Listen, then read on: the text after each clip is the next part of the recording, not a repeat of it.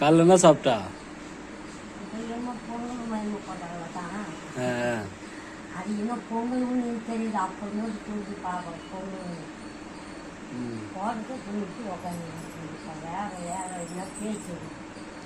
ஆமாம், நான் அதெல்லாம் 5 3 மணிக்கிறேன். யாரு குடி அவங்க குடி குடி எங்கள் வீட்டை எங்கள் பெரிய இந்த பக்கம் திரும்பி பேசு.